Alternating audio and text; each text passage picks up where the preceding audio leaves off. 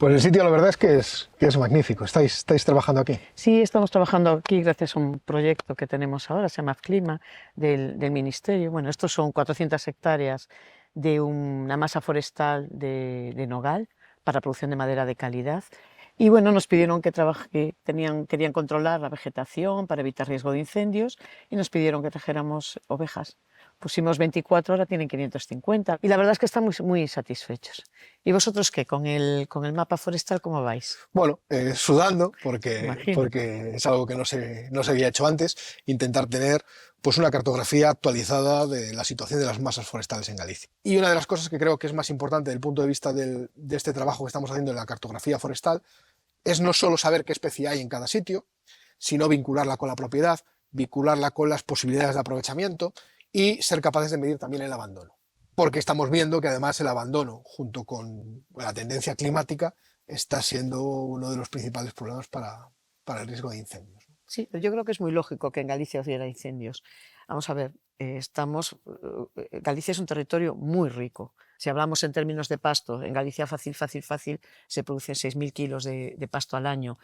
Sin fertilizar, sin hacer nada, en zonas de Andalucía no se llega a los 200 kilos. O sea, es una gran diferencia. Según dicen el IPCC, el Panel Intergubernamental de Cambio Climático, vamos a tener más agua al año con las buenas temperaturas que tenemos aquí.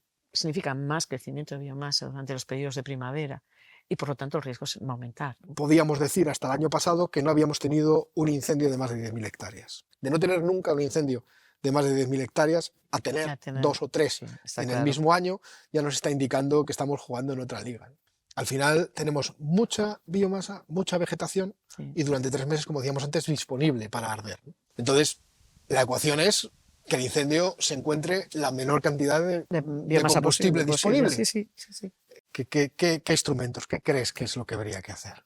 Bueno, nosotros lo que estamos estudiando básicamente hoy en día en temas de prevención son 2 aspectos importantes. Uno es el empleo del ganado y realmente el secuestro de carbono en el suelo se incrementa. Hay una dinamización de los nutrientes, o sea, se hace mucho más disponibles los nutrientes si tienes ganado que no, sobre todo en Galicia. Y por otra parte estamos trabajando con las quemas prescritas. Pues yo, como muchos otros forestales, supongo que no me pasará a mí solo, he ido aprendiendo a comprender las quemas, ¿no? como una práctica sostenible, agroganadera, forestal, ¿no? Y además esa especie de cultura del fuego, que en muchos casos se decía peyorativa aquí, ¿no? ¡Ey, quemáis mucho porque hay mucha cultura del fuego! Le he empezado a encontrar el punto, ¿no? Pero yo creo que tú ahí tienes mucho más background que yo. Cuéntame un poco más sobre la parte buena de esa cultura del fuego. La verdad es que la cultura del fuego, para mí, descubrirla, porque no es solamente quemar, es todo lo que tiene detrás, pues es todo un avance. Y la verdad es que tengo que decir que en muchos casos agricultores y ganaderos gallegos me la han ido contando qué se hacía antes con el fuego y es muy sorprendente. No tenían fertilizantes, no tenían pesticidas, no tenían de todos estos insumos, no tenían maquinaria. ¿Qué quemaban? Quemaban zonas arbustivas. Pero lo que muchos no sabíamos era que no es que queman las zonas arbustivas, sino que primero las sembraban. Se sembraban con trigo y de ahí aparece el trigo limpio, porque ya no tenía malas hierbas durante 2 o 3 años. Sin embargo, nos parece que quemar es destruir.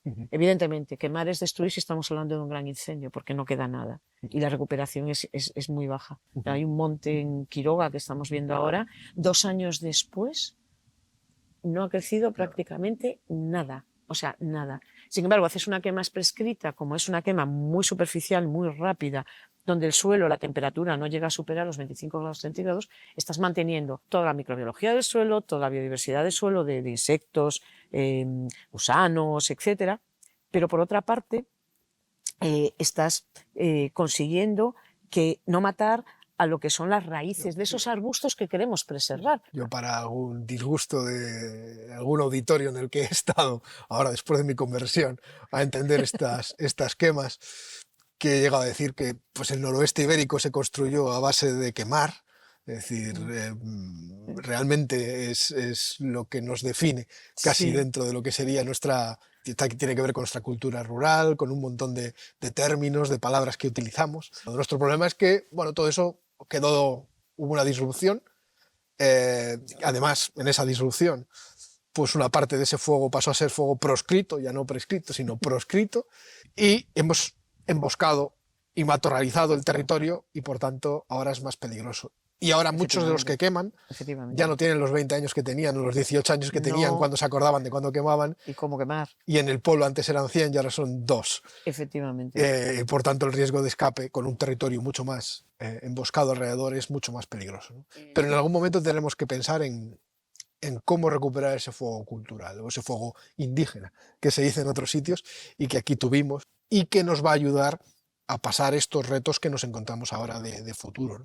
Que es conseguir mantener un territorio menos vulnerable a estos grandes incendios, ¿no? Mi conclusión, no sé cómo la ves tú, pero yo creo que gestión, gestión y gestión, ver cómo se hace quizás sea lo difícil. ¿Y cómo se come eso con la ley de restauración del 30% de los ecosistemas europeos?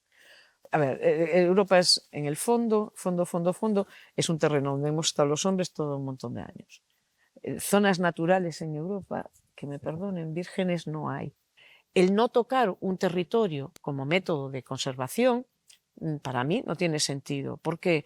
En primer lugar, porque si el hombre no existiera, los megaherbívoros estarían ahí.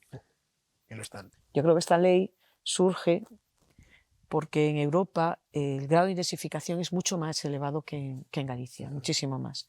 Porque yo tengo ido fuera y te encuentras zonas con un 8% de territorio forestal. Un 8% de territorio forestal y grandes extensiones de zonas de cereales en donde solo te dedicas a echar pesticidas urbanas, pesticidas, herbicidas, fertilizantes, acaba con un tema de contaminación de aguas brutales. En Europa se legisla para todo el mundo y muchas veces no se contempla que no todas las regiones son iguales. Si vemos la cantidad de ganado que hay en Galicia y la cantidad de ganado que hay en determinadas zonas de Holanda, por densidad sería similar. Ellos tienen unos problemas de contaminación de aguas brutales. En Galicia, como tenemos un 70% de terreno forestal, ese exceso de nutrientes que está ocurriendo, de tener de ese ganado, se lo están comiendo los árboles, están tomando los árboles. Entonces esa restauración está más bien pensada para esas zonas. ¿Cuál es lo que me parece irónico de todo esto? Nadie se plantea que en ese porcentaje de restauración tiremos un trozo de ciudad y la restauremos en un ecosistema antiguo. Nadie se lo plantea, ¿a que no?